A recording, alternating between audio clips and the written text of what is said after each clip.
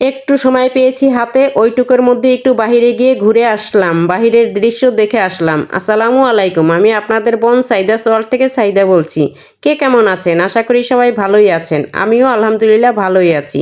আর বললাম না, কোরবানি ঈদে অনেক কাজ থাকে, সকাল থেকে রাত পর্যন্ত প্রচুর কাজ, মাংস টাংস নিয়ে, তারপরে ভুঁড়ি নিয়ে অনেক সমস্যা, আর সব কিছু আবার নষ্ট হয়ে যায়। এগুলো দিয়ে কাজ করলে সবটাই নষ্ট হয়ে যায়, সেগুলো আবার সব গুছানো লাগে।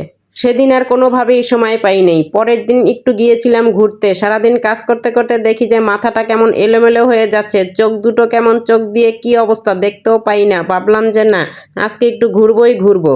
যেই ভাবা সেই কাজ, গিয়েছি ঘুরতে, একা একাই গিয়েছিলাম ঘুরতে। এই যে দেখেন, আমার একটু যেতে দেরি হয়ে গেছে, সেজন্য একটু অন্ধকার অন্ধকার মনে হচ্ছে। আরও আগেই যাওয়ার উচিত ছিল, সময় পাইনি, সেজন্য আগে যেতে পারিনি। যাই হোক, এখন গিয়েছি, যদি একটু অন্যরকম দেখা যায় আপনারা একটু ক্ষমা সুন্দর দৃষ্টিতে দেখে নেবেন। আমার তো একটি মাত্র ছেলে, ওর নাম হচ্ছে তকি। বললাম না, ও আমাকে নিয়ে ঘুরতে যাওয়ার জন্য একদম অস্থির হয়ে গেছে, কিন্তু ও তো বাইকে যায়। আমি বলি যে না বাবা, আমি বাইকে উঠবো না। ও বলে যে না মামুনি, আমি আস্তে আস্তে চালাবো, আমার বাইকে ওঠো তুমি।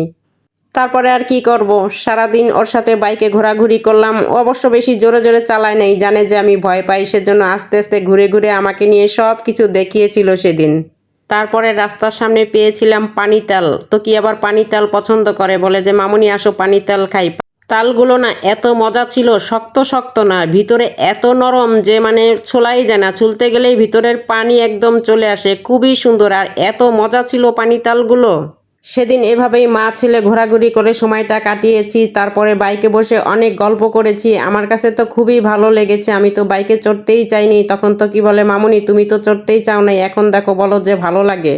তকির বাবা আমাদের সাথে আসতে পারেনি, তকির বাবা খুবই ব্যস্ত ছিলেন। আর তকির বাবাকে তো সবাই চেনেন।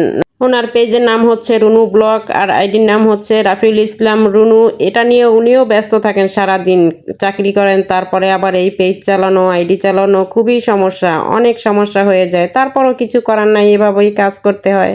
তবে আমি আর তকি খুবই মজা করেছি। তকি এবার আমাদের খিচুড়ি রান্না করে খাওয়ালো, খুব মজা হয়েছে আমার ছেলেটার খিচুড়ি। বলে যে মামুনি আজকে তোমরা কেউ কিছু ধরবে না, আজকে তোমাকে, বাবাকে, আমার দিদাকে, সবাইকে আমি খাওয়াবো, আমি রান্না করব, তোমরা খাবে। যেই কথা সেই কাজ, ওকে সব কিছু রেডি করে দেওয়া হয়েছে। মাংস টাংস সব পরিষ্কার করে ধুয়ে দেওয়া হয়েছে, পিএস টিএস কেটে চাল টাল ধুয়ে টুয়ে সব রেডি করে দিয়েছি। ও সুন্দর করে রান্না বান্না করে তারপরে বাবা মাকে সবাইকে ডাক দিল, আমরা সবাই একত্র হয়ে খেলাম। খুব মজা হয়েছে খিচুড়িটা। বলে কি মামুনি আমি তো ভার্সিটি বসে রান্নাই করি, আমাকে করতে দিবে না কেন, আমি পারবো। আমি বলি যে না না পারবা না, আমি করে দেই। বলে যে না আজকে আমি করব, তোমরা খাবে। যাই হোক, আমার বাবার খিচুড়ি অনেক মজা হয়েছিল, মাংস অনেক মজা হয়েছিল। বাবা তোমাকে অনেক অনেক ধন্যবাদ, আবার আমাদের যেন করে এভাবে খাওয়াতে পারো। মাঝে মধ্যে অবশ্য ছেলে মেয়েদের করতে দেওয়া উচিত, ওরা যেটা চায় সেটাই ওদের করতে দেওয়া উচিত, তাহলে ওদের মনও ভালো থাকে আর সবাইকে নিয়ে ওরা আনন্দেও থাকে। ওরা তো আর চাইলেই সবসময় সবকিছু করতে পারে না, ওরা তো আমাদের চেয়েও বেশি ব্যস্ত, লেখাপড়া পরীক্ষা টরীক্ষা নিয়ে ওদের অনেক ঝামেলা, সময়ই তো ওরা পায় না।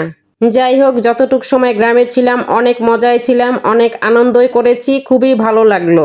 আপনারাও মাঝে মাঝে গিয়ে এভাবে গ্রামে গিয়ে ছেলে মেয়েদের নিয়ে একটু ঘুরে আসবেন, তাতে ওদেরও ভালো লাগবে আর আপনাদেরও ভালো সময় কাটবে, ওদেরও ভালো সময় কাটবে, খুবই ভালো লাগবে। এভাবে মাঝে মধ্যে একটু ছেলে মেয়েদের নিয়ে আসলে জায়গা বদল করতে হয়, তাহলে সবারই ভালো লাগে।